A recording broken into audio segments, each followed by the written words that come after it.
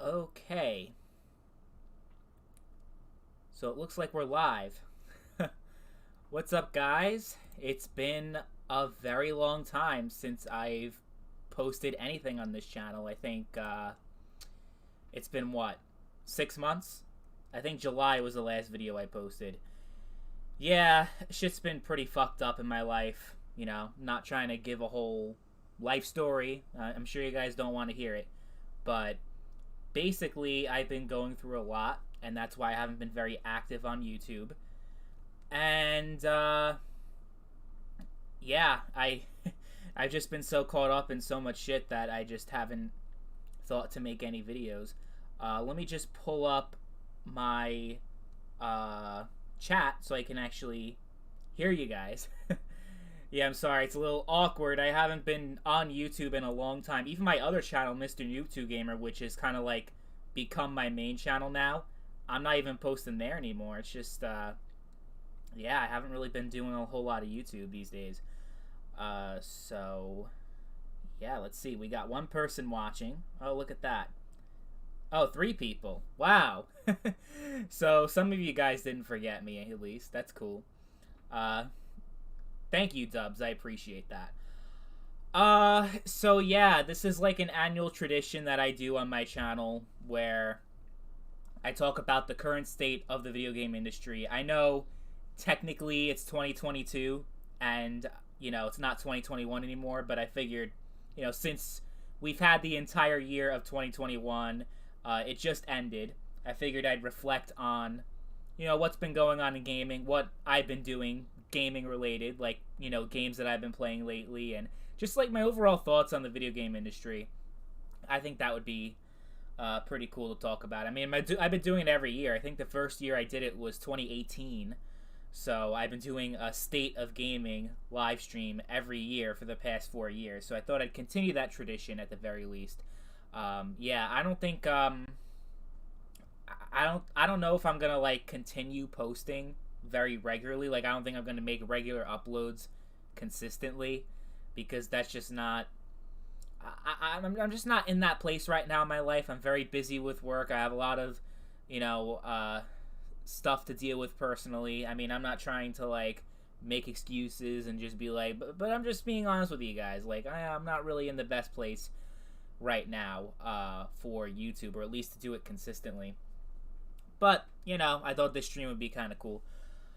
So yeah, gaming in 2021 was kind of disappointing for me. I mean, it's been that way every single year that I've been playing video games recently. I think the last time I was really into gaming, like, is at least when it comes to modern gaming, like the new releases, where I'm like, oh, I got, I'm buying like 3, 4, 5 games, new games every single year. I haven't done that since like 2015, 2016. Christmas just passed. What I used to do as a kid every single Christmas was pretty much to, get presents. Like, all my presents were video games, pretty much. Like, my parents would be like, okay, I'll give you 5 games for Christmas. And that was pretty much all I ever wanted. Whenever my grandmother gave me clothes for Christmas, or if anyone gave me anything that wasn't a video game, I was very disappointed on Christmas Day. And then I'd get money on my birthday, which is on May 3rd.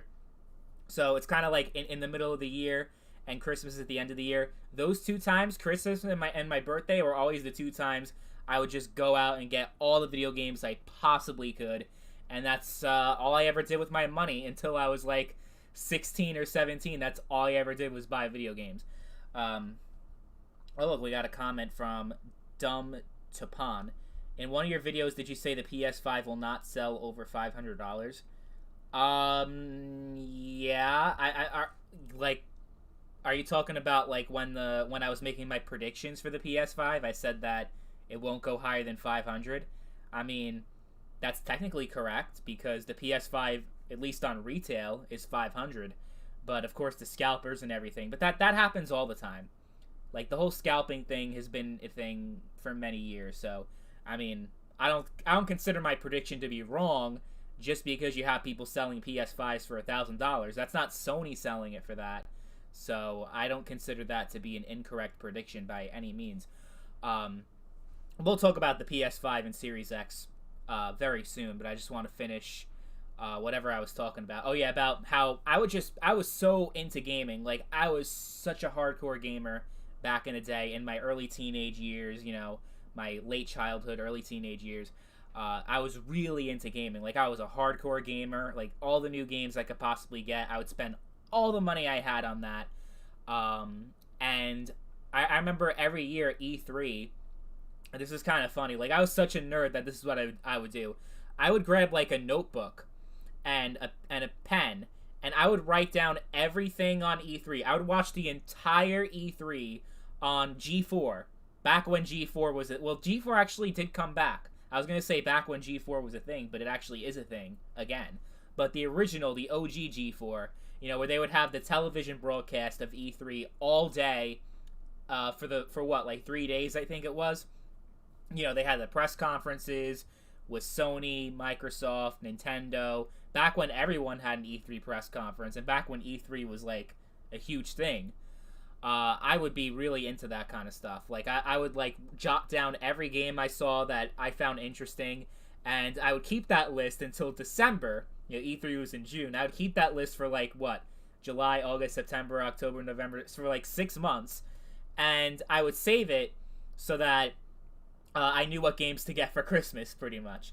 So it was, like, my tradition every single year. Like, I had such a deep passion and love for video games. Probably an unhealthy obsession, actually, you could say, because I put a shit ton of time into gaming, and that's pretty much how it was. Like, I would say until my freshman year of college, sophomore year of college, like, that's when I, like, be like, really playing video games. Like, I would mostly play older games, honestly. Like, that started to happen when I was, like, 17, 18. I kind of, like, drifted away from modern gaming and started to play the classics, and now, because of, my life now, and because I'm an adult, it's a lot different.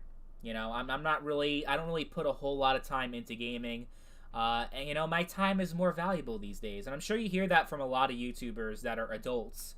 You have a lot of kid YouTubers that, may have a different perspective, and I used to be a kid YouTuber. I think made my first YouTube videos, I made my first content on YouTube when I was 11, so that would be, 12 years ago at this point.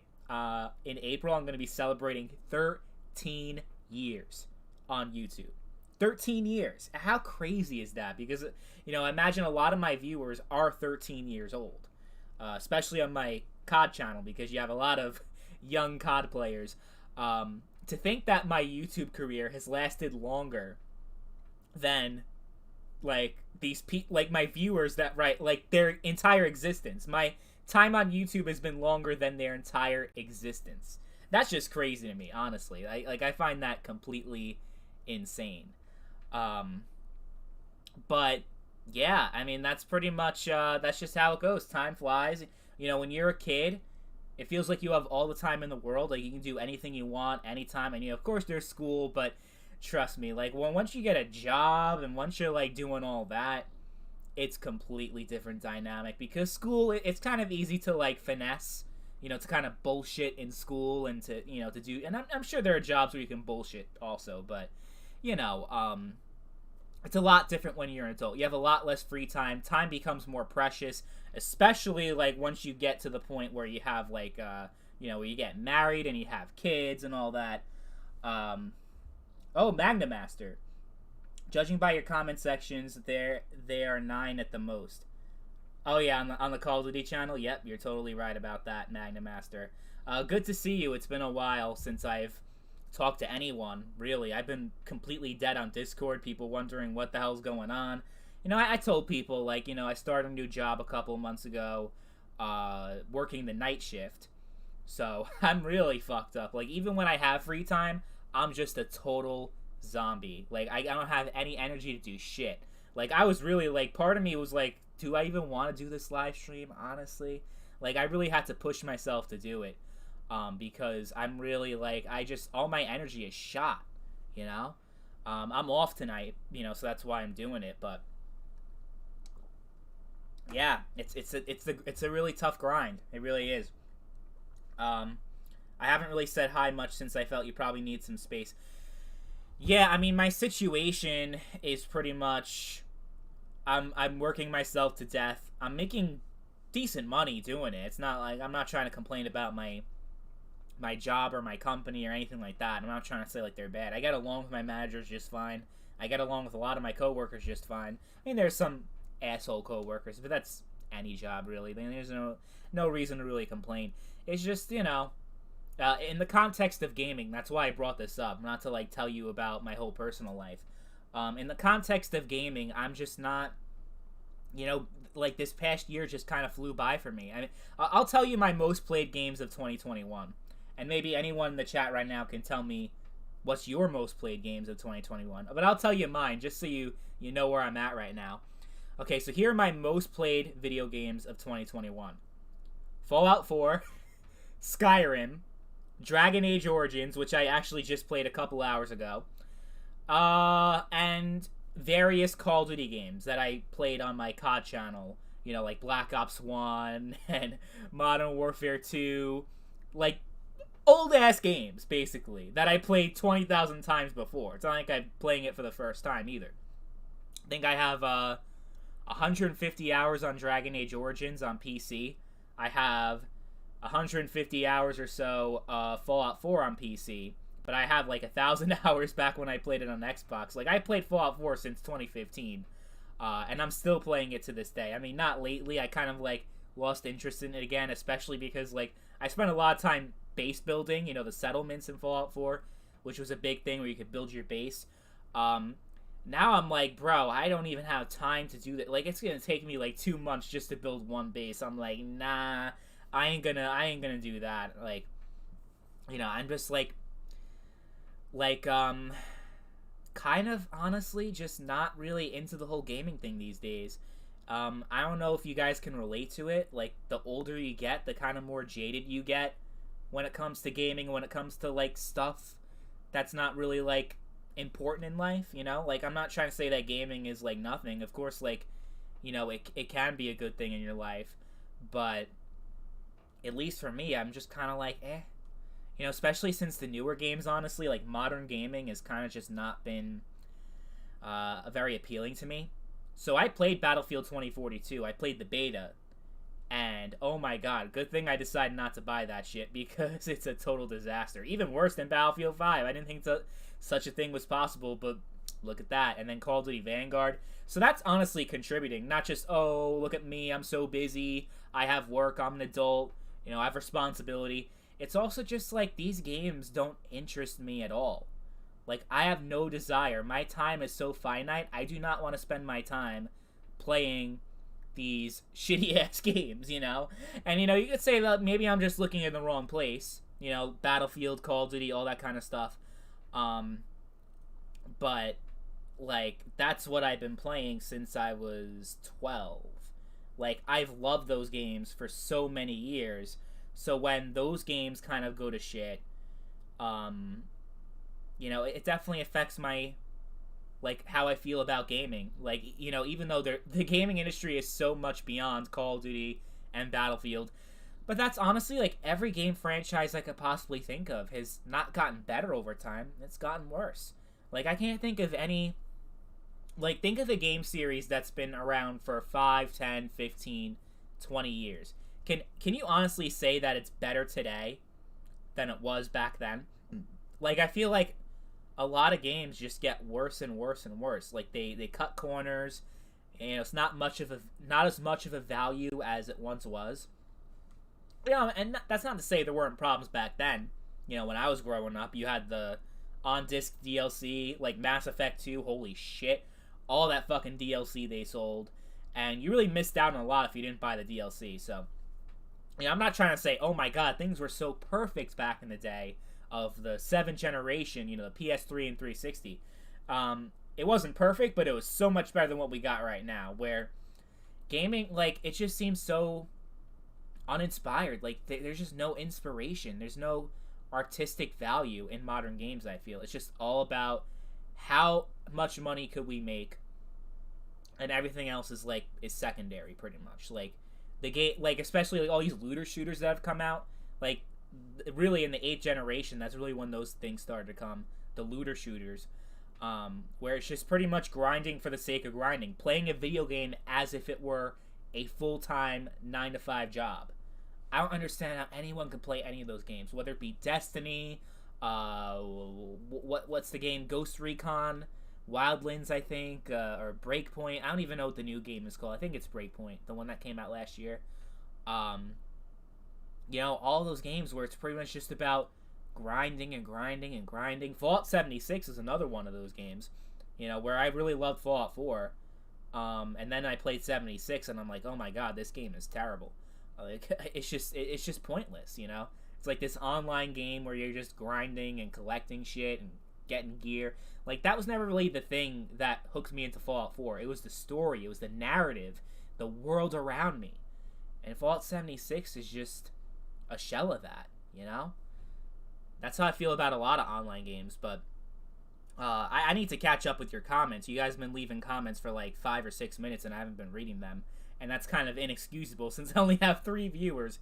Wow, I'm such a terrible YouTuber. No wonder I haven't been around in a while. I think that maybe that's for the best. I'm a terrible YouTuber. No one misses me. Let's see. Magnum Masters most played games of 2021. Quake Champions, Borderlands 2, Atelier Rorona, and Hyperdimension Neptunia Rebirth 1. Damn. Okay. That was a mouthful. But yeah, I mean, same thing with me. Like, your most played games of the year aren't even games that came out this year. It's older games that you've been playing for a while. Like Borderlands 2, I'm sure you played back in 2012. And, back in 2012, you actually were interested in the new releases when you were younger, right, Magnum Master? And now you just don't give a fuck about any of the games that are coming out these days. And then, of course, I know you've been into Quake Champions for a long time, and I'm sure 10 years from now you'll still be playing that shit. The other games I never heard of. Settlement needs your help. I'll mark it on your map. Oh, hell no. Oh, hell no. Fucking Preston Garvey, man. Oh, man, that guy.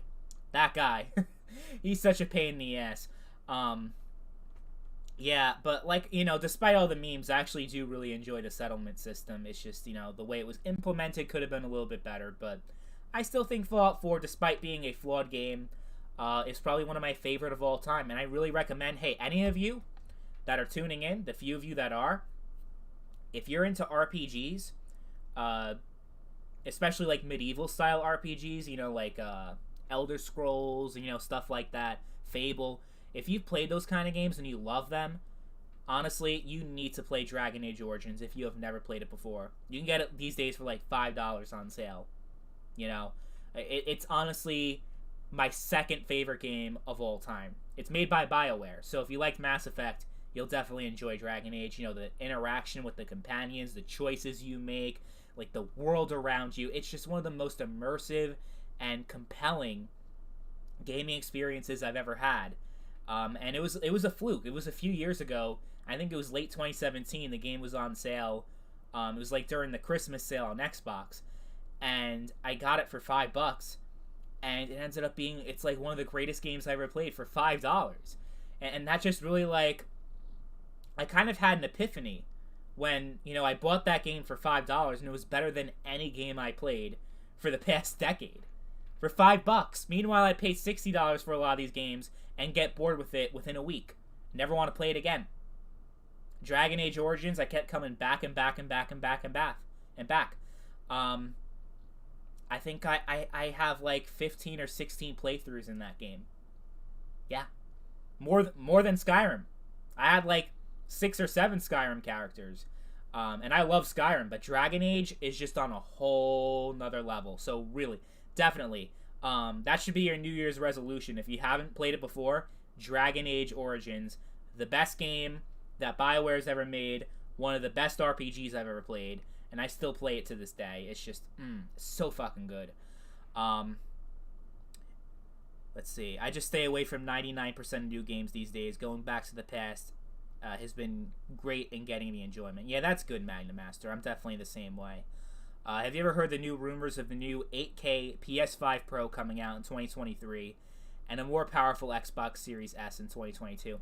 Yeah, I don't know if that's actually going to happen because people aren't even buying the current ones. Like, I mean, they're buying it, but I mean, like, the supply and demand Like, there is so much demand and very limited supply. The supply is so finite these days, and it looks like the chip shortage will go into 2023. So it doesn't look like we'll get any relief anytime soon as far as like the new consoles and getting more of them out there, because there are still people over a year later that have been wanting a PS5 since November of 2020 when it came out, and still can't get their hands on a PS5. Like, they want one, but they can't get one.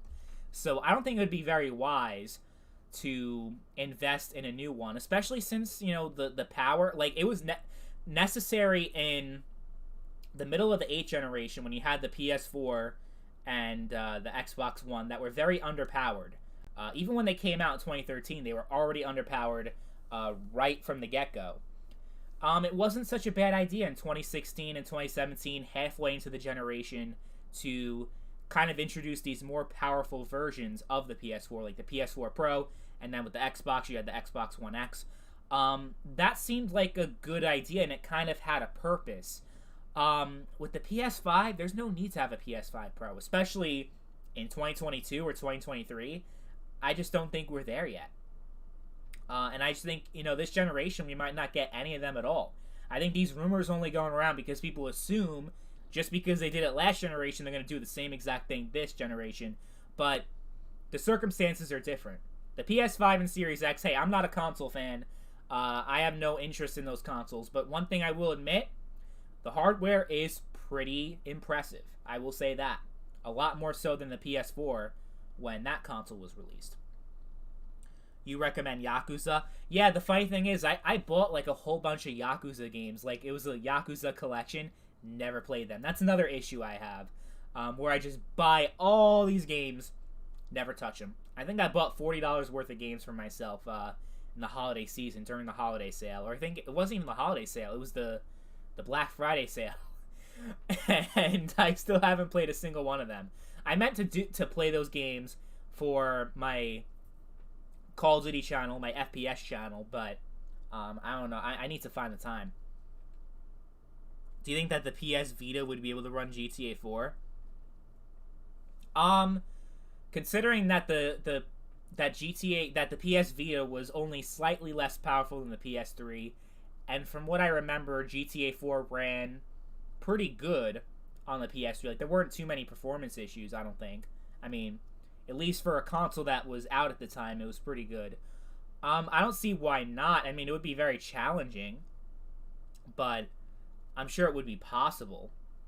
You know, that's the other thing. Like, why did they keep re-releasing GTA 5 and never do anything for GTA 4? Like, I'm not one that's, like, for re-releases. Like, I think, you know, just let them stay, like, the way they were. But, like, I'm just so confused about that. Like, these companies keep remastering the newest game, and not the older games that could probably use it a little bit more. You know what I'm trying to say? Like, GTA 5 doesn't need a re-release as much as GTA 4 would, is what I'm trying to say. I grew to love JRPGs this year. Atelier, Neptunia, Final Fantasy, so much good stuff. Breath of Fire. Yeah, I've heard a lot about that, about JRPGs. I haven't really been a fan of them. I don't know if, like, any JRPGs I've ever finished, or even played, honestly. Like, I'm just not really into the whole Japanese gaming thing. I mean, when I was a kid, obviously, you know, in hindsight, most of the games I played were Japanese. I didn't realize they were Japanese, but they were. Like Sonic the Hedgehog, Mario, you know, all those games. Like, a lot of the games that, like, especially the kid platformer games, were Japanese. You know, Nintendo and Sega, Japanese companies, and Sony is Japanese, but a lot of their games were made by Americans. Like Insomniac Games, Ratchet and Clank, they're an American company. Naughty Dog's American. They made Jak and Daxter. But most of the Sega and Nintendo stuff is made by Japanese developers.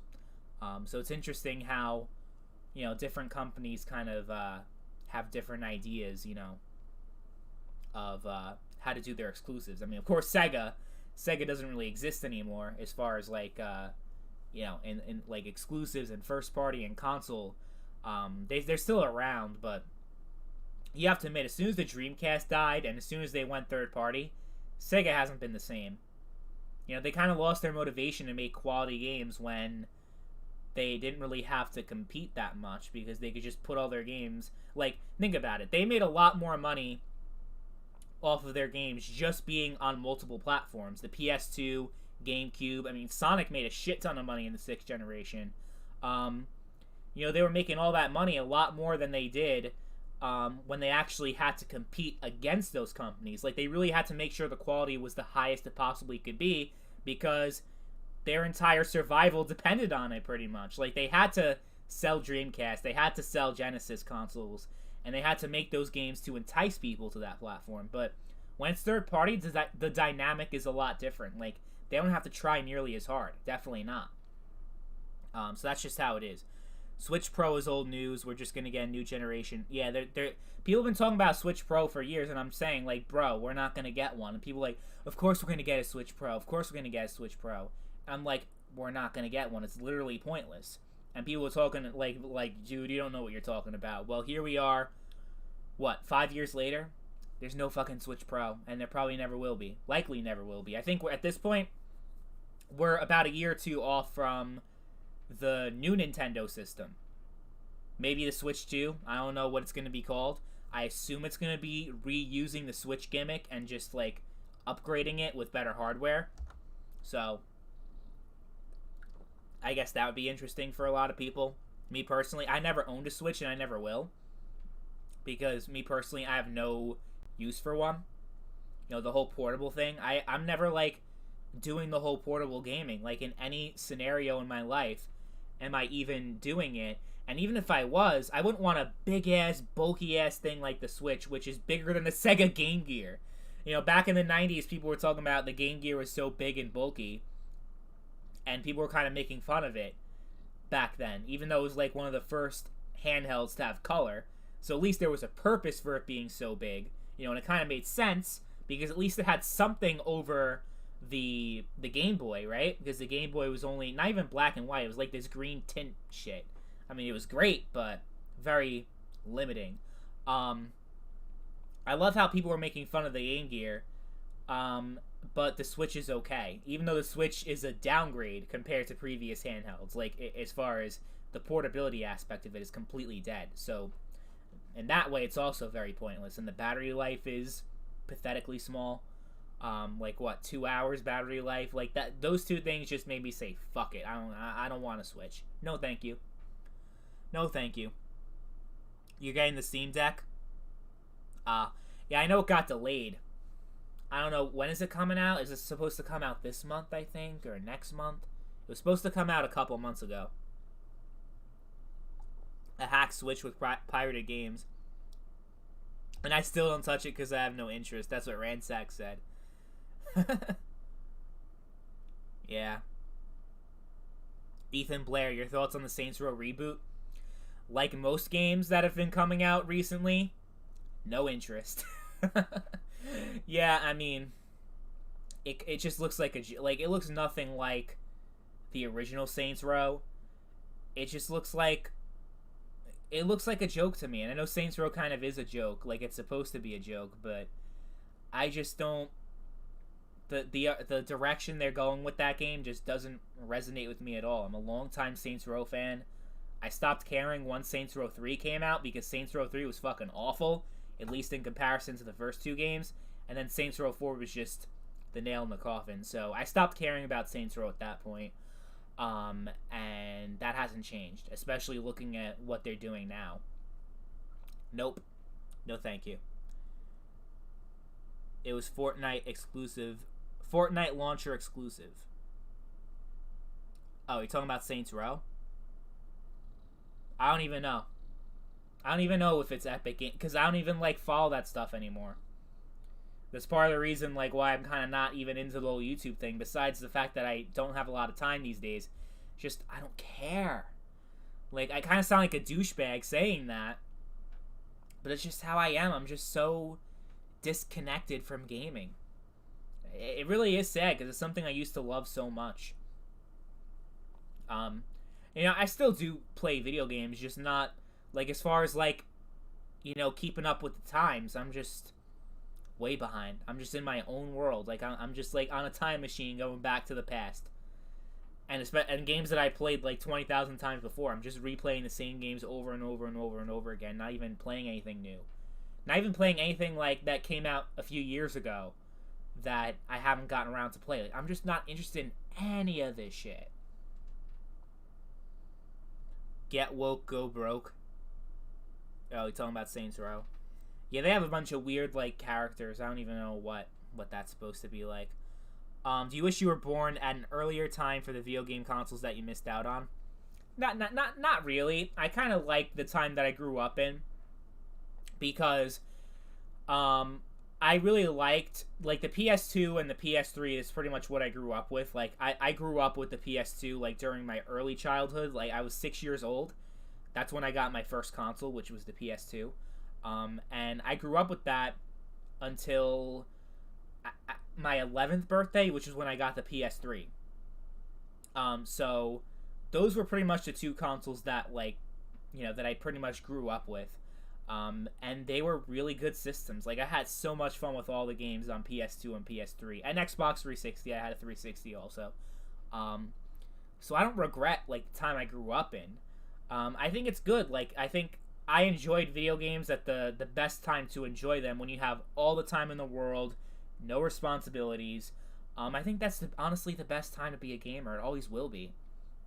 So if, when I'm 18, 19, 20, when I kind of started to lose interest, and not really like the current state of video games, I think it's good for it to happen then than it to happen like when I'm a kid, So I'm happy with like the time I grew up in, especially like when you see like, the Genesis and the Super Nintendo were great for their time. But they also were pretty annoying. Like, I don't know.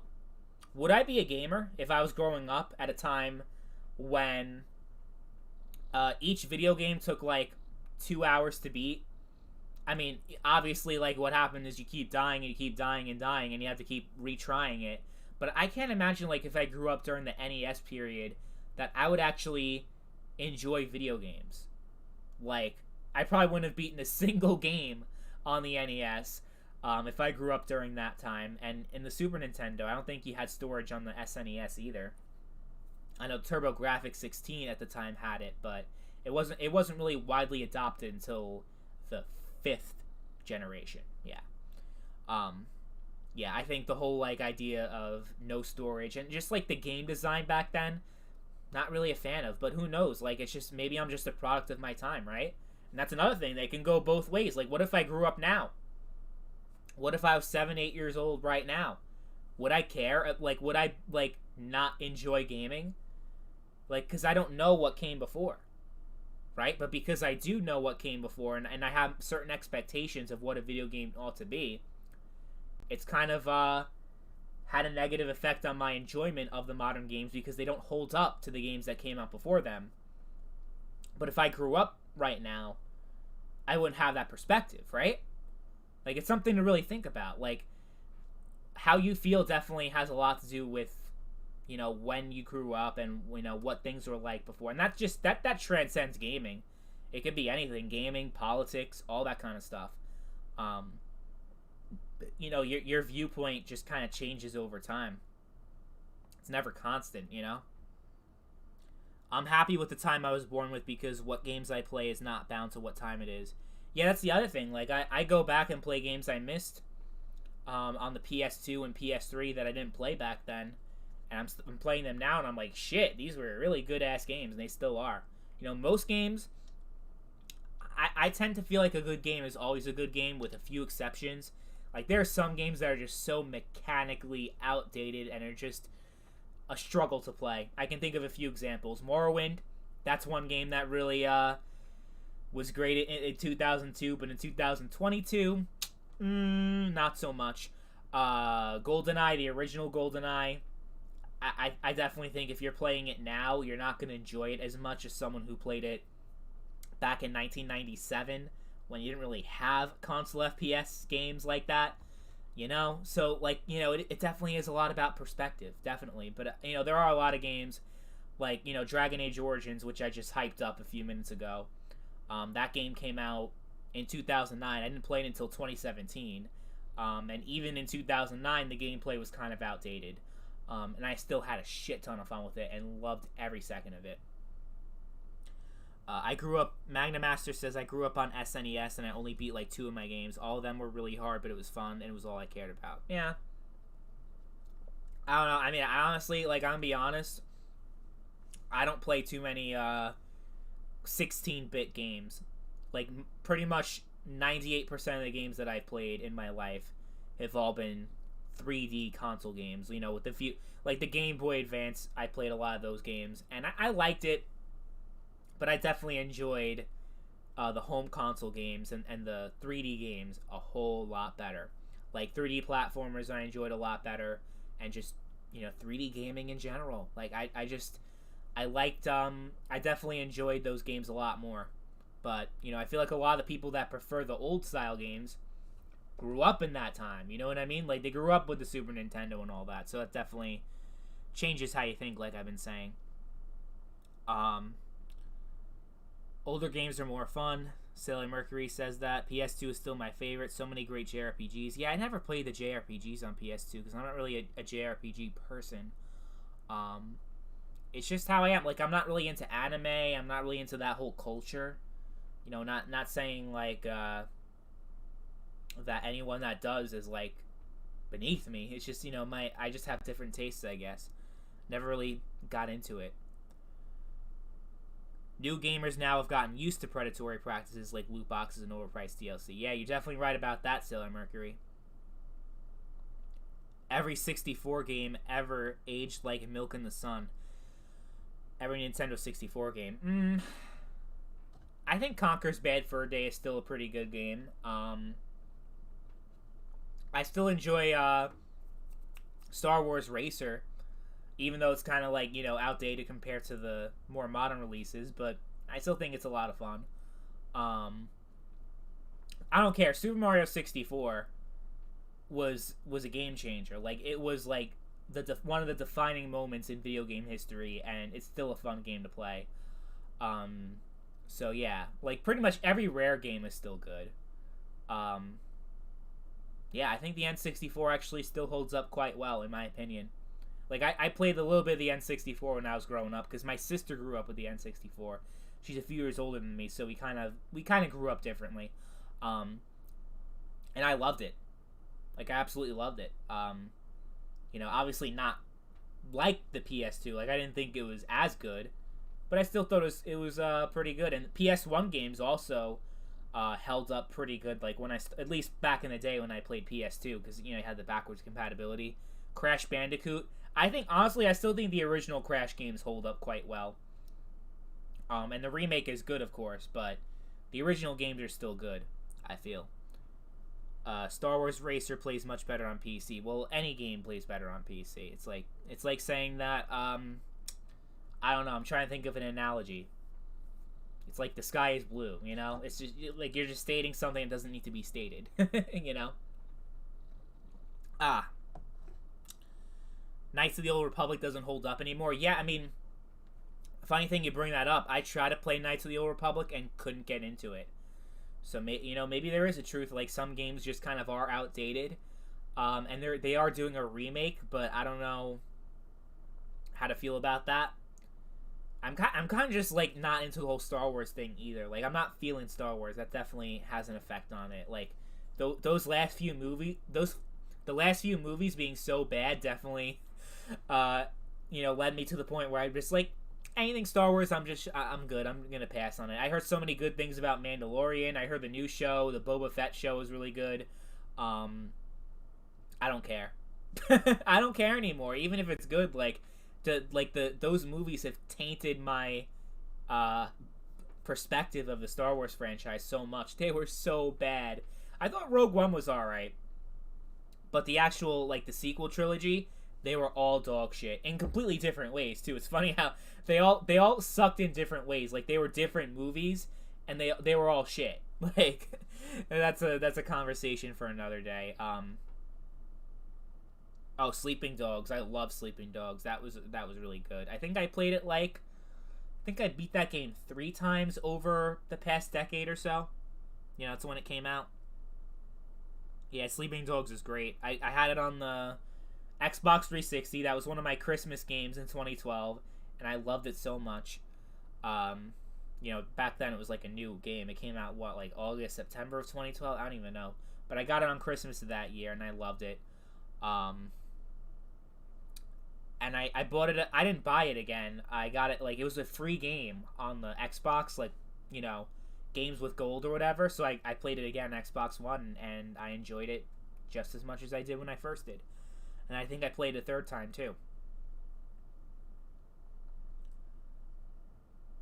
Oh, great. The remake is being written by someone who openly admitted to hate Star Wars, so we can already write that one off. Fun!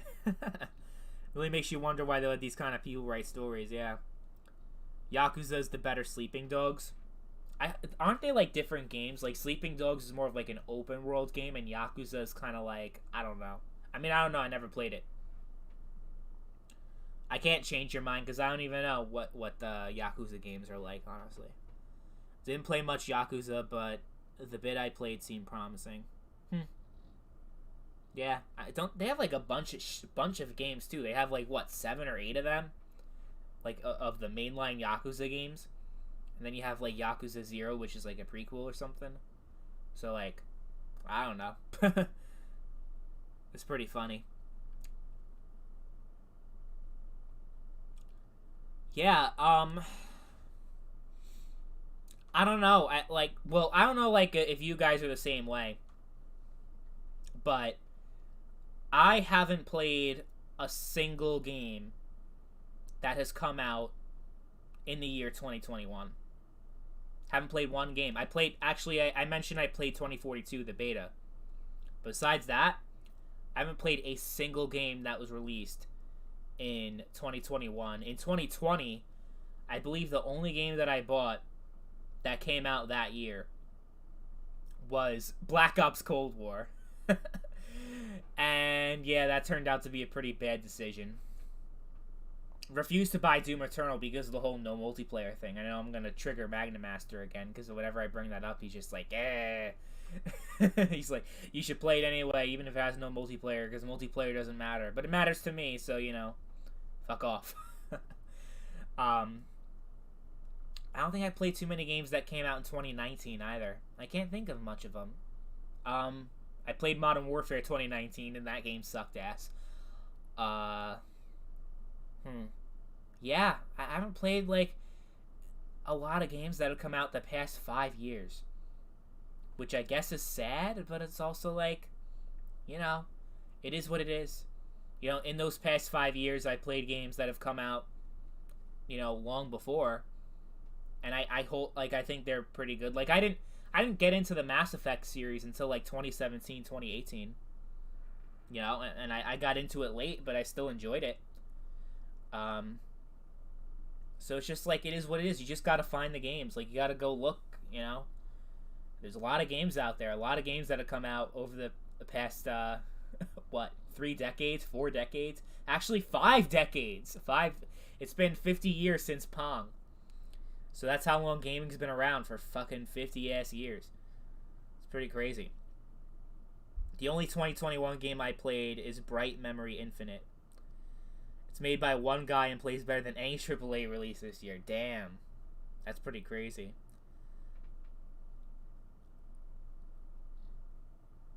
Yeah. No, I was not interested in anything.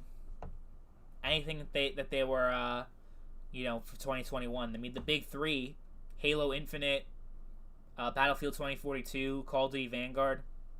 No interest in any of them at all. Just don't care. Don't care anymore. And I don't know, I think maybe a lot of it is just like, you grow up and you kind of just don't care. But a lot of people are feeling the same way. But I don't know, did a lot of people feel the same way about, you know, losing interest in gaming when we went from the 16-bit style game to the 3D style game? Like, you know, when the N64 came out, did people lose interest in gaming? People that grew up with the NES and Super Nintendo? Like, I'm trying to have an open perspective. I mean, part of me is like, there's some objective things that are just bad about modern games. Like, there's no way around it. Like, as far as, like, the whole predatory monetization that, you know, when I grew up, really only existed in free-to-play games. Now it's in every game, even if you pay full price. Raising prices to $70, and the games aren't even, like, the price increase isn't being shown in the quality of the games. Like, you're paying more for less, essentially. Like, I just remember, like, back in the day, games like Battlefront 1 and Battlefront 2, not the EA games, the older ones. You get the game, when it comes out, it's the full, like, when you buy the game, it's the full game, the full experience, day one, no changes, no updates, none of that shit where they have to, like, you know, release the game broken and then fix it later. The entire game is there for you to enjoy on day one. And, you know, it's not to say that games weren't broken back then, and games didn't have problems, but that method, you know, because you didn't really have the infrastructure back then to do rigorous updates and patches, so they really had to, there was more of a emphasis on getting it right the first time, you know, as opposed to these days where they could just patch it up, or, you know, at least, like, there's less of a expectation for a game to be complete on launch day. Like, that's just not a thing anymore, and that's sad.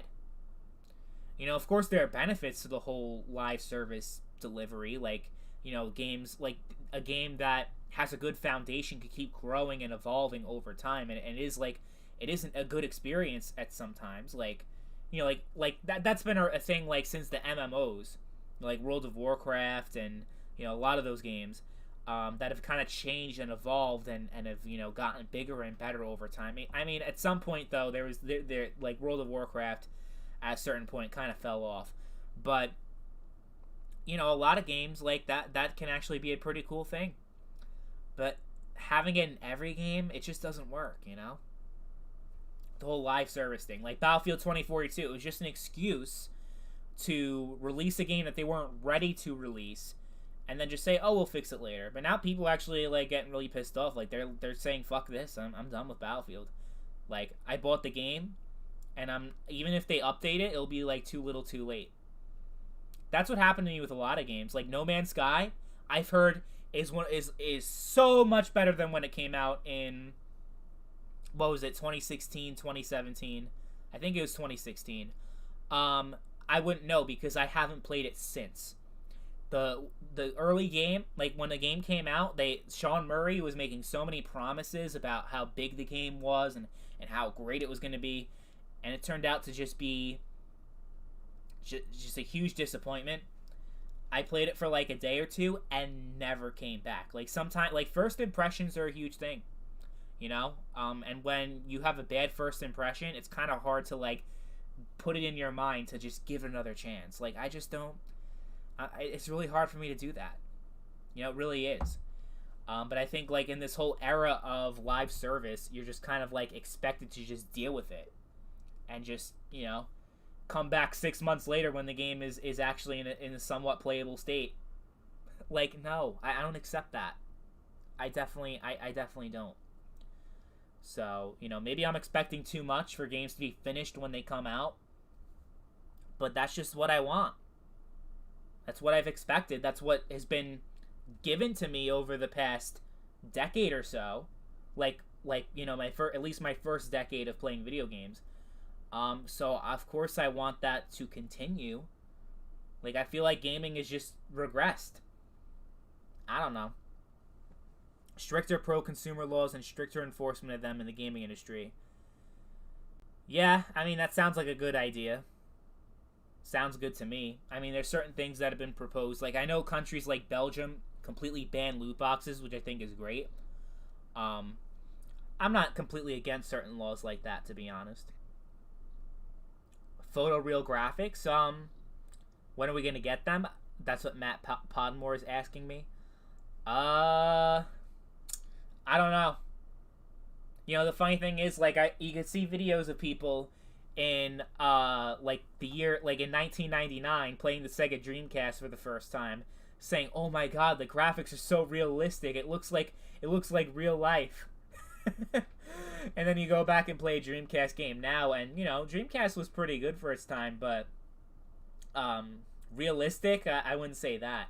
And people say the same thing about the PS5 right now, saying, "Oh my God, it looks so realistic." But 20 years from now, I think we're gonna laugh at that too. It's just how it is. Like, do you But it's an interesting question. Will we ever reach the point where our technology is so advanced that there's really no there's no need to go further than that?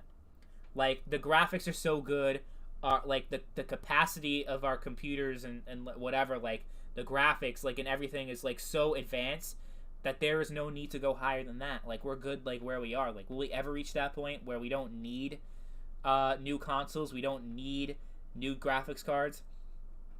I doubt it, honestly. Like, I think even like 100 years from now, they'll still be coming out with some new shit. Like, there'll still be advancements. But we're definitely getting closer and closer to games like looking like real life, being very immersive. So, I don't know. But that's an interesting question to ponder. Definitely. Ransack, do you like Vanguard? Ugh. It just looks like a shitty reskin of Modern Warfare. And Modern Warfare 2019, in my opinion, is the worst Call of Duty game ever made. So, more of that game. A game that plays like that? No thank you. It certainly surprised me. I heard Bully 2 is their next big project. I've been hearing that for fucking 15 years. I don't believe it. There's no... the day we see Bully 2 is the day that we get Elder Scrolls 6. It's just like something we hear about, but who knows if it's ever going to come. I mean, I guess eventually we will get Elder Scrolls 6, but it's taking so goddamn long. Or Half-Life 3. That's the better analogy. Half-Life 3. The day we get Bully 2 is the day that Valve releases Half-Life 3 and Portal 3 and Left 4 Dead 3. So, something about Valve, they don't like to count 3, huh? Griffin Gaming makes fun of people for saying you should earn the skins in-game for free. Griffin Gaming is I don't know. I don't watch his videos. People keep comparing me to him. People say I sound like Griffin Gaming. I don't even... Like, I watch his videos. I don't even sound like him at all. People keep saying, your voice reminds me of Griffin Gaming. Like, what? I keep getting that a lot. That's how I know about him. Otherwise, I never heard of him before. The average age for a child to start playing video games, I'd say like 5, 6, 7, around that age group. Especially, like, Nintendo and that kind of stuff. Like, I think that's a good starting point for gaming, honestly. Like, if I had a kid, honestly, me being someone that's not, like, into the Nintendo and the Switch, I'd probably buy them a fucking Switch. I think that's a good entry point into gaming. Nintendo is nice and casual, and they're very kid-friendly, and it's a good way to get, into video games and get introduced to them. So, maybe my perspective will change even more if I ever have children, on video games. Honestly, I'm the type of parent that if my 5-year-old wants to play Call of Duty or they want to play fucking Grand Theft Auto and kill hookers, go right ahead. Honestly, do I sound awful saying that? I mean, I'm not a parent, so you can't say I'm a bad parent. I guess I'm a bad potential parent, but no one can really judge me because I don't actually have a kid. But I'm thinking, like, if I have a kid, if they're like 7 years old and they want to play fucking GTA or they want to play some shit, as long as they don't have access to my fucking credit card, because then they'll be buying all the little shark cards, that's when I'll have a problem. But as far as like, playing M-rated games, I never like understood like the whole idea of like, like I'll tell you, like, from my own experience, my parents didn't care if I watched Criminal Minds when I was 7 years old. But they did care that I was playing, like, they didn't want me to play GTA and Call of Duty. So I can watch these violent-ass shows, people getting brutally murdered and fucking raped and all this shit, but I can't play a video game where I'm doing that shit. Doesn't make any sense. Because, like, that old-school mentality of, like, oh, when you're playing a game, it's like, you're like, endorsing it because you're committing it virtually. So, therefore, it's, like, you're more, desensitized to it. I mean, that's the whole thing they were saying after Columbine, right? Like, oh, these kids are being desensitized because of games like Doom. That was those were the games that people played back then, I guess. I think the kids that did it actually played those kind of games, or something about Doom like being like a demonic like Satanist fucking I don't know, that was brainwashing children to commit these violent acts in real life. It's just like, it's bullshit. It's all bullshit. It's ridiculous. Weren't those kids? They weren't even kids. They were like, I think they were adults when they did this shit. They were like 18. So legally, they were allowed to buy video games by themselves. They didn't even need their parents. You know? What do you think is that? Wait, I already answered that question. I don't like realistic graphics. I prefer the art style of Japanese games, and Nintendo tends to stick out to me more than The Last of Us 2 realism. I like both. I like realistic style games, and I like games that are very colorful and artsy.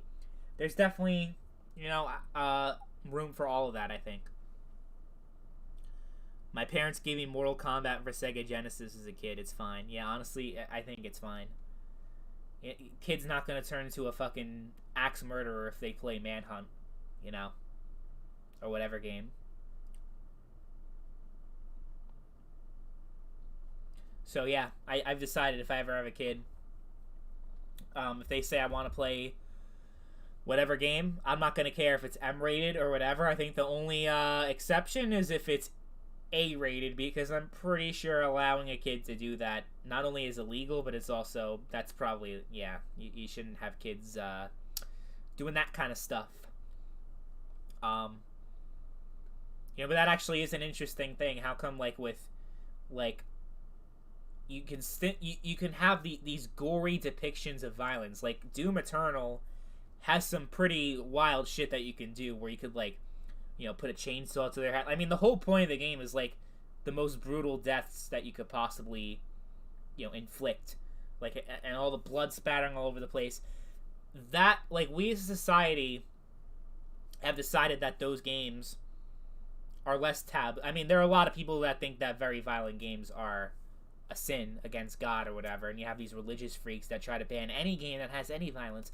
But people tend to think a different way when it comes to but just TV shows in general too, or even pornographic stuff is worse than stuff where you're killing people and doing that. How come sex is more how do you say, it's less acceptable than violence? You know what I mean? And I guess, there's shows that Game of Thrones that have both of them. But I'm talking about because in Game of Thrones they show the boobs and stuff, but they cover it. You don't actually show the dick going into the vagina, right? You don't see that in Game of Thrones. But it makes you think how what if there was a TV show where all the actors are porn stars, but they're actually acting and they're actually performing scenes, they're good actors and they're also porn stars. It's actually illegal for a kid to watch that show if such a show existed, because in pornos the acting is known for being bad. But let's say the acting was fucking Steven Spielberg quality of acting. It's illegal for a young person to watch that. How come, seeing a dick go into a vagina is, the worst thing ever. But, seeing these awful deaths in Game of Thrones, or any show, The Walking Dead, where they're getting their face ripped off, and their fucking neck sliced open, and all this awful shit. The more I think about it, I think it is kind of weird that we have these, taboos in society. They're not very, consistent, I will say that. In Europe, people are more open with sexual topics and less keen on violence. That's interesting. Yeah, I guess it is a cultural thing.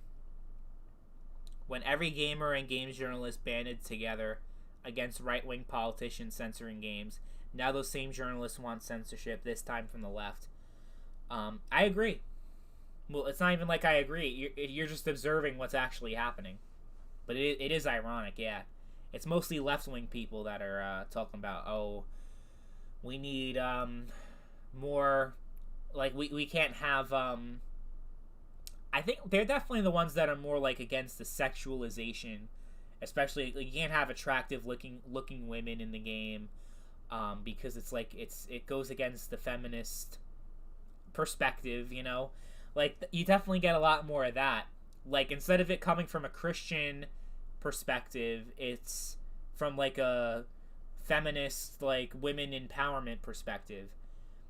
It's funny, like, these two groups hate each other so much, but they're also like kind of doing the same thing. You know what I mean? Like, as far as like, we want to censor these things, like they want to censor the same things just for different reasons. You know, one of it's coming from a moral high ground. Well, they're both coming from a moral high ground actually, but one of them's because some fucking thing in the sky says that this is immoral, and the other ones are saying, it's sexist. So, yeah, I mean, it's funny how the way people think. I think it is pretty funny.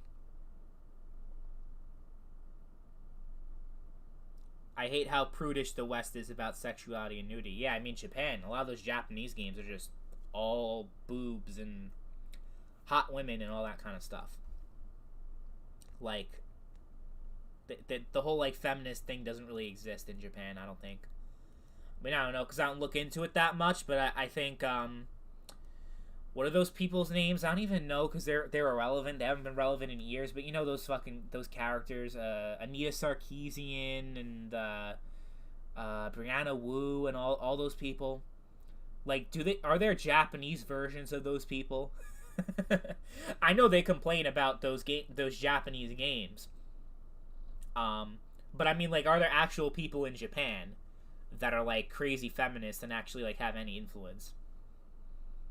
I wonder. I don't think the whole feminist culture is as prevalent in the East, including Japan and Korea and those countries.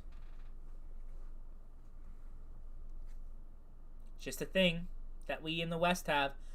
Oh, wow, Neighborino with the $10 donation. Thank you so much, man. That's really nice of you. It's good to see you. It's been a while since we've talked. There are feminists in Japan, but they are not given free passage to change everything like in the West. Anita Sarkeesian and Brianna Wu, they're all grifters. No, there's no Japanese equivalent. Yeah. I mean, it's kind of funny. It would be a crime against humanity to show minors at such a young age, as it would encourage lewd acts and sexual harassment. Huh? Like, you actually believe that? How come that you're encouraging? So having sexual games basically is a crime because it shows minors. It would encourage them to commit lewd acts, but they at the same time GTA and those games don't encourage you to steal a car. You know, like, it doesn't make any sense. Like, if you're gonna use that logic, like, I'll like respect your viewpoint, even though I personally think it's dumb. But at least be consistent with your views. Because, like, that's the whole thing. Like, I've been, like, the most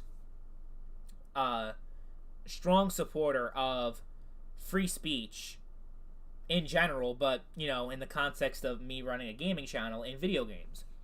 So, you know, even when you've had games that were very controversial that most people, like, had a moral objection to, like the video game, it was called Active Shooter. It was like a simulation of school shootings, basically. It was a shitty ass game, by the way, from what I seen. Like, it was just a crappy indie game, and it wasn't even like the quality itself wasn't even good. That's not the point. Like, the game was pretty much censored on Steam because there was an outpour of, you know, outroar against it. And so many people were against, saying, oh, you know, if you let this game be out there, it desensitizes kids and it makes them want to commit a school shooting and this and that. And it's like, and you even had, like, people that were, like, actual gamers that were, like, even agreeing with this, saying, yeah, that game should be censored. And I'm thinking, like, you're the same people, like, a lot of the, like, people in the game community, you're the same ones that have been fighting for years against the stigma of video games encouraging real-life acts of violence. But yet, in this case, you kind of, like, put all your morals aside, and you go along with the mob. It doesn't make any sense. Like, I understand, because, like, it's such a sensitive thing, like, because it is a thing that is, like, a real-life problem, the whole school shooting thing. But it's, like, more, like, logically speaking, the same logic you've used to defend gaming for so long, like, if you're an actual gamer, you should not be calling for censorship of anything. You shouldn't. The only time I can think of, like, The one exception I think like a game that should be outright censored is if like it's a pornographic game. I don't think anyone's gonna be like, oh yeah, that should be allowed. But that that's because child pornography and sex with children is illegal. Like it is a very illegal thing and is a very sick thing. Like that is like on its own level. I think that's just like its own category. But when it comes to stuff like, like if we've been playing games like Call of Duty where we're shooting people and GTA where we're shooting and robbing people and stealing cars and shit, robbing banks, like I don't understand why people draw a line and say this is different and it's like I don't get it. I really don't. But maybe I'm just tripping. Shock value games deserve to have a platform. I guess that's what they're called. Shock value games that are just, out there to get a reaction from people. But people have had strong reactions to games like GTA when they came out. Like you're teaching kids that assaulting women is okay because a big thing in GTA is that you beat up the women and take the money from them, the prostitutes. They're bad games, so most gamers would avoid it anyway, but if games are art, they should be allowed to exist. Yeah, I think it's a lot of it is like just people with real life like something that's very sensitive and controversial in real life. If you make a game specifically that's just all about that, whether it be school shootings or even like something that wouldn't necessarily be like as bad as a school like 9/11 for example. 9/11 is something that you just can't, like, you don't make a 9/11 video game. And it's not even like about a 9/11 game where you're a pilot and you're the one that's committing the terrorist attack, but just like a scene in the game where the twin towers collapse. That's not okay. You can't have that. No one has tried it because they know that they're going to get shit on for it. But if you look at stuff like them recreating stuff that happened in World War II when other stuff, like recreating other like historical events, people are not as upset about it because they weren't alive back then. But because people were alive during 9/11, it's kind of like more personal to them. I lived in New York City during 9/11. I don't remember it because I was like 3 years old, but it's still like when it makes you like, when is it okay? Like, is it when most of us are dead? They can finally like make a game about 9/11 or make like a movie that recreates 9/11. It's just weird. It is kind of weird how you can't do anything with that.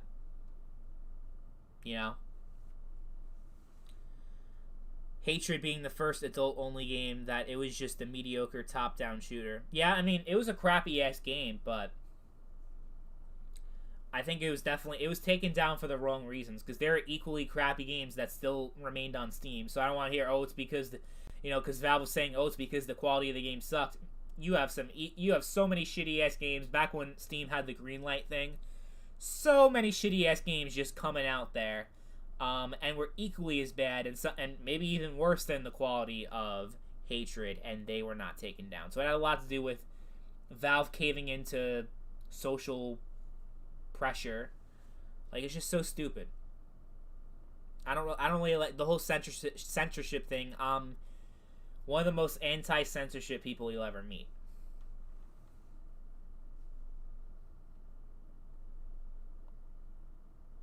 Yeah, I don't like the whole idea of this is unhealthy for kids or bad for kids. It's all horseshit to me. I think it's nonsense.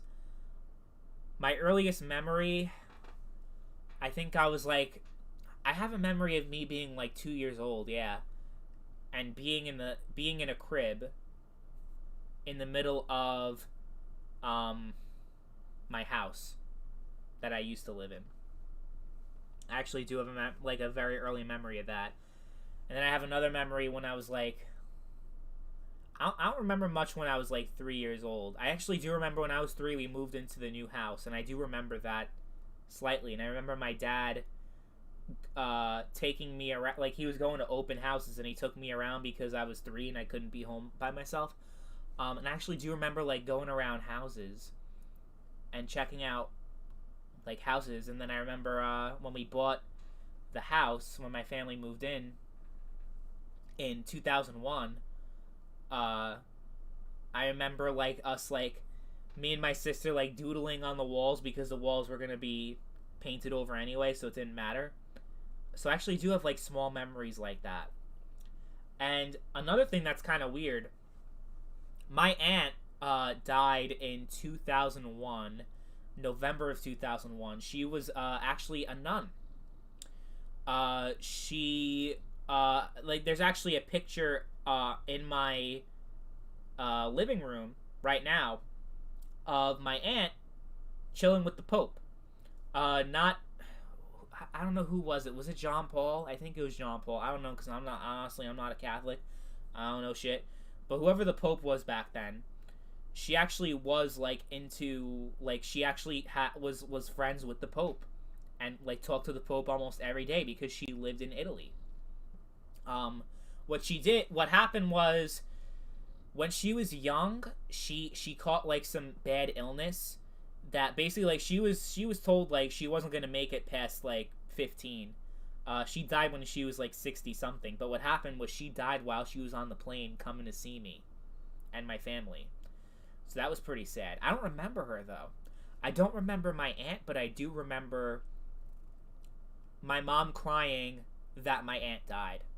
How nuts is that? I don't actually remember her, but I remember like seeing my mother like that as a kid kind of like left an imprint in me, like because I never saw my mom cry like that before.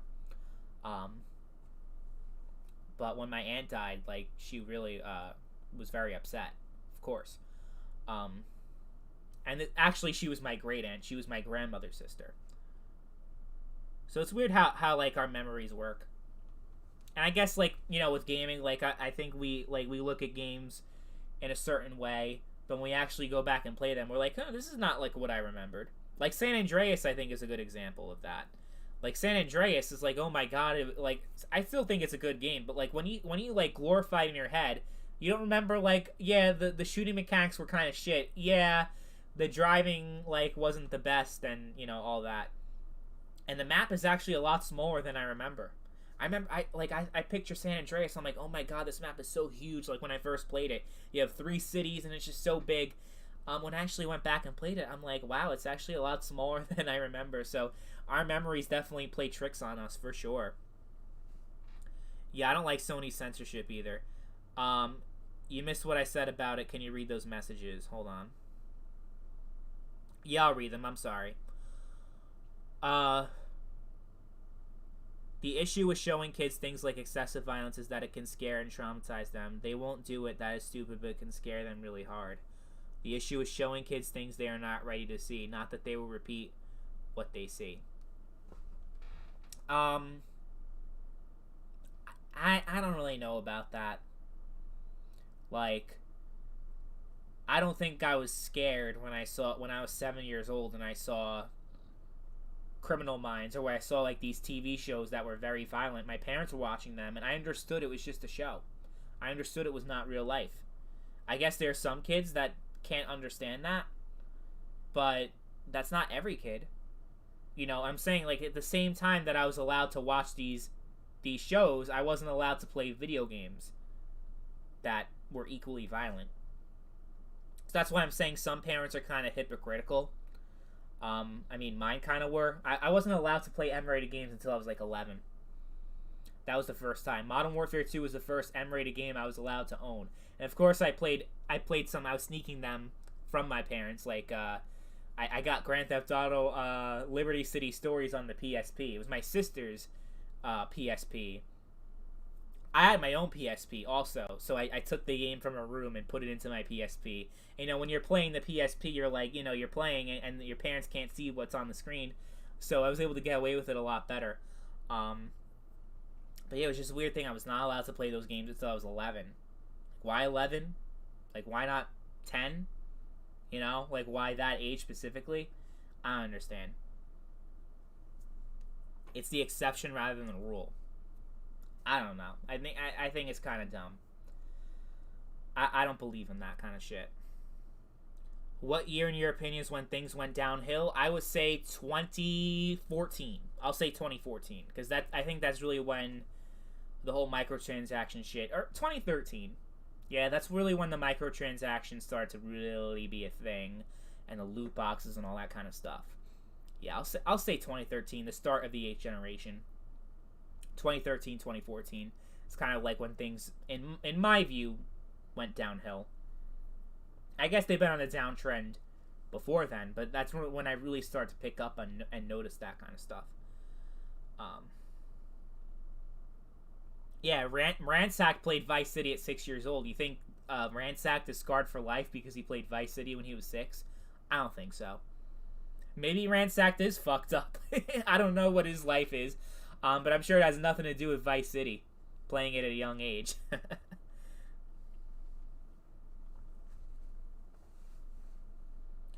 Yeah, I mean they're fun, but it's like I think if you're a kid, you should have choice on what games you could play. Like, just because you play games that are made for older people doesn't mean that you're not a kid anymore. Doesn't mean that your innocence is lost. It's a fucking game. Games are meant to be played. Games are meant to have fun. Meant to have fun with those games. It's like, dude, like I was still watching SpongeBob at the same time I started watching Family Guy. Like, just because I started watching Family Guy and American Dad and Robot Chicken when I was like 9 and 10 doesn't mean I stopped enjoying SpongeBob and those kind of shows. Like, after a while I stopped watching them, but like it got nothing to do with nothing, like just let people enjoy what they enjoy. Like, and that even goes the opposite. If you're an older person that enjoys the shows that are meant for kids, who cares? Nah, I'm alright. If I have any issues, it's because of my parents' divorce and the struggles with that. Oh man, I'm sorry. Yeah, that happens with a lot of people. I'd say PS4, Xbox One is the worst generation of all time. I have said that like specifically in videos, and people think I'm crazy for saying that. I'm like, what generation is worse than the PS4 and Xbox One? You can't tell me that the PS4 and Xbox One have better games than the PS3 and 360. Otherwise, you'd be fucking delusional. Especially, like, if you're talking about the PlayStation side, you could say that. Well, you definitely can't say that the Xbox One has better games than 360 because they didn't have any fucking exclusives at all. That entire generation, it was so dry. But on PS4, you had a decent amount. You can't say that like the PS4 you had a good amount, but the PS3 you had even more games, even more high quality exclusive, and you had more variety of exclusives, like different genres. While on the PS4, they were all third person action stealth games. Every single fucking game on PS4 exclusive that was popular, whether it be Horizon, Spider-Man, God of War, The Last of Us, they're all these third person action games with the stealth elements in them. Every single one of them. So that way, like, you can't say that the PS4 had better games than the PS3. You just can't. I don't care. You can't say that. Like, you're objectively wrong. And you can't say that the PS4 is better than PS2 because PS2 was legendary. You can't say, like, PS2 is just one of the greatest of all time. PS4 ain't on the same level. Same thing with PS1. Even going, like, the Super Nintendo Genesis was a very iconic moment in video game history. The first big console war we've ever had. And there were so many great games back then. N64. Like, you can't really say that the PS4 is better than any generation. Even the first generation, which was kind of crappy, in hindsight, because it was just like you had all these different consoles, but they all only played one game, which was Pong. That was the entire first generation. It was Pong. That's it. But there was, like, it was still pretty innovative to have that, because in 1970 you didn't have anything before. Like, literally, gaming didn't exist before Pong. It did, but not to that level.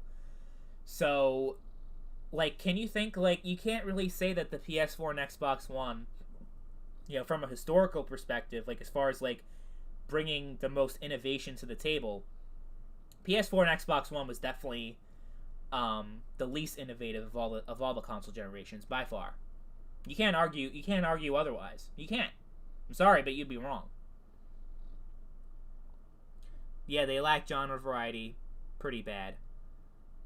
They were terrible. It was PS4 is very disappointing. I got it like a month after it came out. I got it in December 2013, Christmas.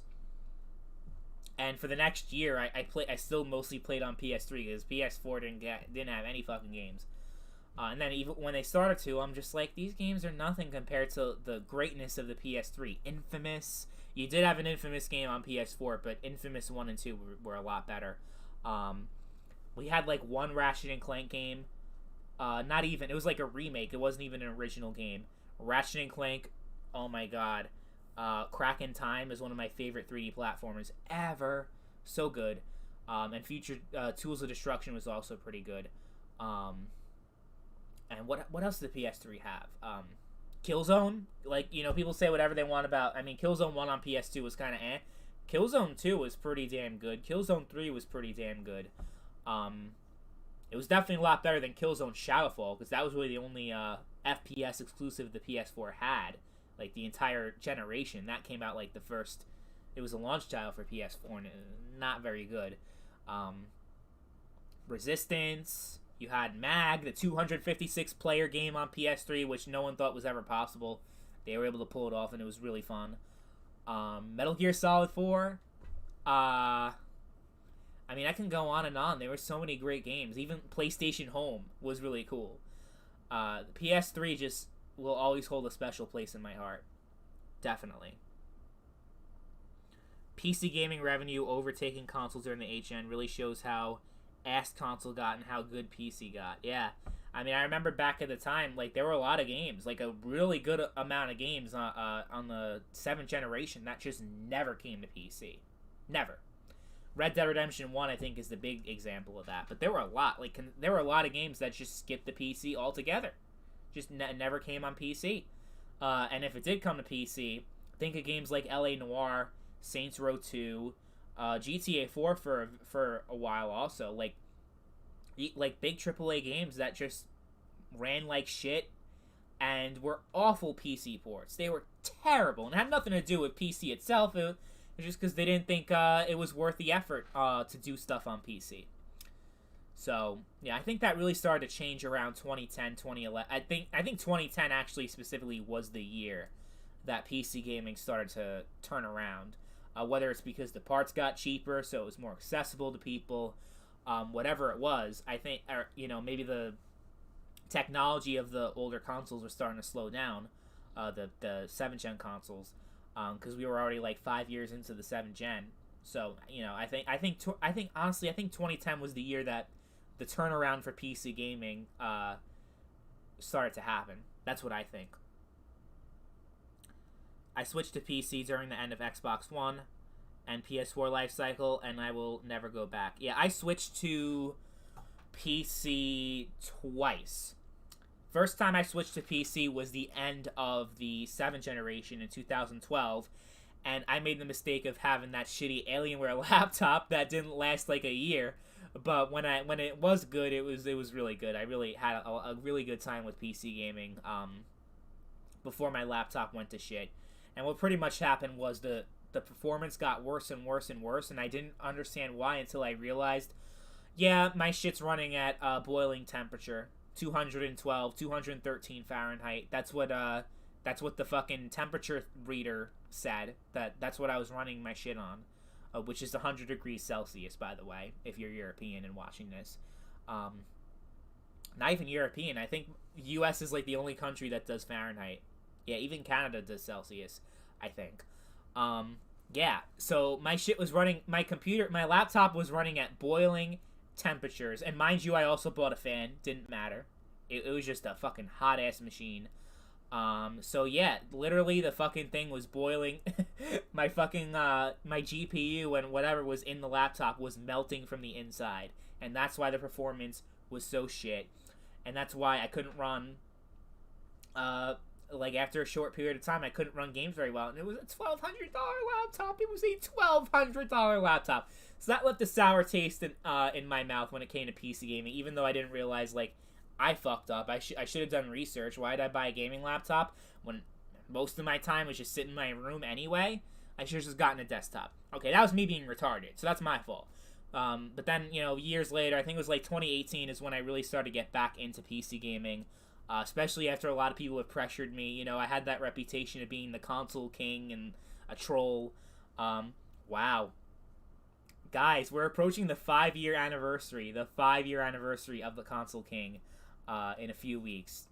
That's crazy. I didn't even realize that until I just thought about it. But yeah, it was 2017. January 2017 was when I was the console king, when that whole journey started. So, wow, time flies. But yeah, I think it was like late 2018. I got a nice pre-built PC that I still have.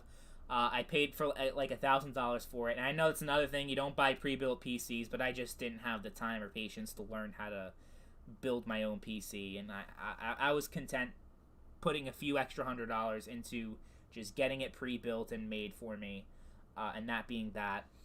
And yeah, I fell in love with PC all over again, and having that desktop and being able to do more with it, being able to upgrade it, which I already did. I did like in a year later after I got the pre-built machine. I got the 2060 Super in 2019, and that late 2019 was the best time that I could have ever chosen to get a new GPU, because just a couple months later is when the entire PC part market went to shit, especially with GPUs and CPUs, and it's never recovered since. So that was a good idea for me late 2019 to get that new graphics card. Yeah, it's a meme. It is a meme. Even the people in real life. Oh, Dr. Daniel, I didn't read your thing. I'm sorry. It's good to see you, Dr. Daniel. I can't stick around, but just want to pop in and leave a comment. Hope I'll be able to attend next time. Yeah, it's good. It's good to see you. Sorry that you're at work. I mean, I'm not at work right now, so that's why I'm doing my stream.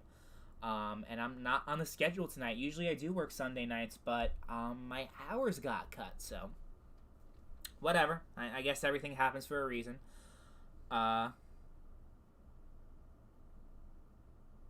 It's not doing better than Mr. NoobTube Gamer, I don't think. The other channel's still making like $100-something a month, and I haven't been posting in like 3 months. This channel makes $1 a month. So it's definitely not doing better. I never used the 1060, yeah. Magnum Master says next time buy one from a company that has a sticker on the back telling you to plug the monitor into the video card. I mean, that's still a funny ass story. It's a very funny story. Me being retarded, which I usually am. Thing is, when you're on YouTube though, like it's public, so thousands of people can see your retardedness. So it is even worse than when you're just a retard in private.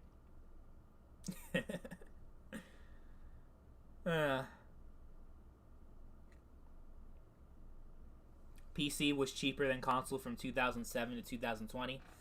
I think in 2007, 2008, PC was still pretty expensive. I mean, I could be wrong because I wasn't really around back then. I mean, I was, but I didn't really know anything about PC gaming. The only thing I knew about PC gaming was those little CDs that I had when I was in kindergarten. I had like Bob the Builder. I had the Bob the Builder computer game that where when you beat the game, you get a certificate that you can print that was signed by Bob the Builder. Well, it wasn't really, but it was a certificate that said like you passed the Bob the Builder school or whatever the fuck. And it was my proudest accomplishment back then when I was like 5 years old. I would always hang it up on the refrigerator like I was so proud of it. And my parents would throw it out.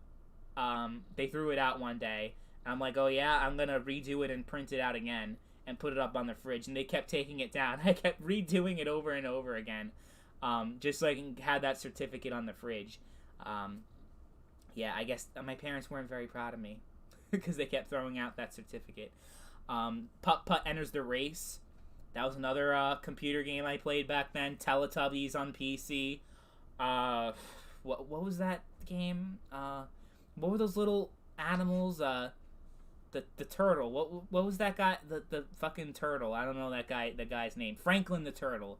There was a game for him too. Blue's Clues. Like, that was my PC gaming experience. My dog is pounding on the door like a fucking psychopath. Shut up. I don't know if you guys can hear that. But yeah, a high-end video card in 2006 was $600. Now it's $1,500 and actually sells for $3,000. That's crazy. That is crazy. Jesus, I have to let my dog in because she's going nuts. I don't know why. I'll be right back. What a crazy ass dog. Come in. Come in.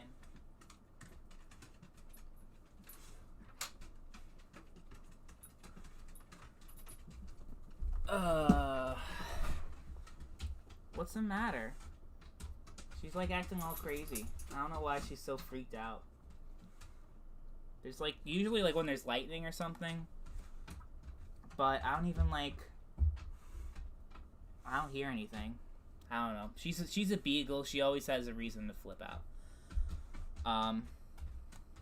Light. The light, yeah. What are you doing? Why do you keep clapping with your nails? You're making a lot of noise. I don't like that. Thank you, Sailor Mercury. Why are you hiding under the table? I don't know why you doing this to me. Fucking dog. I love her. She's a really good dog. But she has her moments where she could be a real pain in the ass.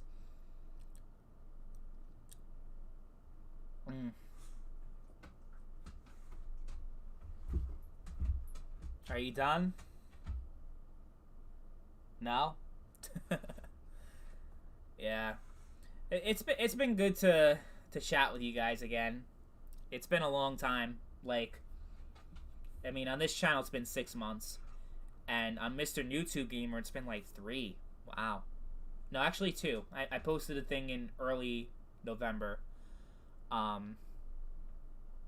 Yeah, I'm gonna try to, I don't know, I can't make any promises. I don't want to say, oh, I'm coming back, and then, you know, because a lot of YouTubers say, oh, I'm back, and then they're not posting for another, like, 6 months, you know? I don't want to be like that. I don't want to make promises I can't keep. So I ain't gonna do that. But I'm just gonna say, it's been good catching up with you guys. I'll answer a few more questions if you guys have any. Like, I'm not, like, in a rush to get out of here, but I figured, you know, I've been streaming for, like, an hour and a half. I kind of run out of things to talk about, except, like, you know, gaming in 2021 sucks. That's pretty much the whole stream. And gaming in 2022 will probably equally suck, or even be worse. Who knows? You know, we got, you know, the new consoles that I have no interest in, new games I have no interest in. You know, it's just kind of like, it's kind of bleak. Like, I don't have any, like, positive outlook on gaming anymore. Mr. YouTube Gamer, I'm planning on doing, like, videos, like, you know how, like, most of my views came from me making videos like, oh, is this game worth playing in 2021? I plan on doing the same, but for 2022. You know, I plan on doing a lot of that. I'm streaming on this channel because Mr. YouTube Gamer is focused more on Call of Duty, and I don't really want to, like, this channel is just more, like, focused on, like, more general gaming stuff, and I feel like a stream like this works better on this channel than Mr. YouTube Gamer is what I'm trying to say. And I technically have more subscribers on this channel, but that's going to change very soon. I'm approaching 4,000 subs on Mr. YouTube Gamer very soon. I hit 4,000 subs on this channel a year ago, and I'm only at 4,100, so there's not really a whole lot of growth. But, you know, I also haven't been on this channel for a very long time. I want to kind of keep it somewhat alive, like, you know, and, you know, not everyone follows me on Discord and knows what's going on, because I kept all my Discord people updated on what's going on, but not everyone knows. So, you know, I just wanted to check in with you guys. You know, I'm alive. Dead on the inside, but I'm alive. The last game I played was Dragon Age Origins, which I mentioned earlier in the stream. And I'm probably going to play again before I go to bed. And my sleep is so fucked up. Usually I go to bed at noon and get up at 8 o'clock at night because that goes with my night schedule. But since I've been off the past, like, 3 days, it's kind of been effed up because my family came up to see me for Christmas. So I've been, you know, trying to adjust my schedule to spend time with them. So I have to get back to that. Do you think it'll actually come? What are your thoughts on SM2? Oh, the Call of Duty thing. I don't know if it'll come out. I mean, most like big mod projects never come to fruition, so I don't have like high hopes for it. But it looks cool from what I've seen. Um, Nickelodeon. I stopped watching around like 2010, I think. Um, I kind of lost interest in like most of the cartoon stuff. Like Cartoon Network, I still watch a little bit more of, but Nickelodeon, I'd say like 2008, 2009 is when it started to go downhill. Um, especially when like they got rid of Jimmy Neutron and they moved the Fairly Odd Parents to the Nicktoons channel. I remember that kind of stuff like kind of annoyed me. I grew up with a lot of good shows. Life as a Teenage Robot, Danny Phantom, Jimmy Neutron, SpongeBob, Fairly Odd Parents. I was blessed as a child. And then on Cartoon Network, you had Ed, Edd and Eddy, Foster's Home for Imaginary Friends. I wasn't a fan of Courage the Cowardly Dog. I thought that show sucked. A lot of people are gonna hate me for saying that. Yeah, I loved that shit.